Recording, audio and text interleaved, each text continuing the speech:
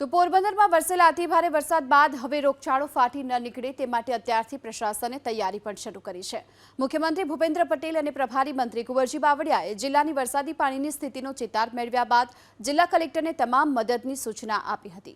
આ અંતર્ગત કચરા અને ગંદકીના નિકાલ માટે જામનગર અને રાજકોટ મહાનગરપાલિકામાંથી મશીનરી અને સફાઈ કામદારની ટીમ પોરબંદર મોકલાઈ છે। રાજકોટ અને જામનગર મહાનગરપાલિકાએ dewatering van, mountain heavy pump set, 3 JCB, 5 tractor trolley, 120 સફાઈ કામદાર, 1000 DDT bag, anti malaria liquid 1000 litre, DG generator set, panel board, pumping machinery સહિતના સાધન સામગ્રી મોકલવામાં આવી છે।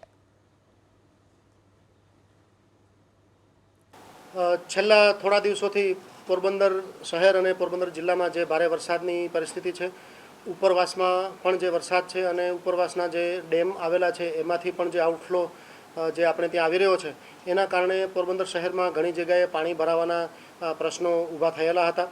આ બાબતની અમે સમીક્ષા કરી અને નગરપાલિકાનું તંત્ર જે કામ કરી રહ્યું હતું એમની સાથે જિલ્લાનું સમગ્ર વહીવટીતંત્રને અમે સાથે કામે લગાડ્યું છે અને એસેસમેન્ટ કરી અને જ્યાં જે કાર્યવાહી કરવાની થતી હતી અમે કાર્યવાહી કરી રહ્યા છે। આ કાર્યવાહીમાં નગરપાલિકા તંત્રની સાથે સમગ્ર વહીવટીતંત્ર છે અને અમારી સાથે રાજ્ય સરકારમાંથી પણ અમને જરૂરી મદદ મળી રહી છે।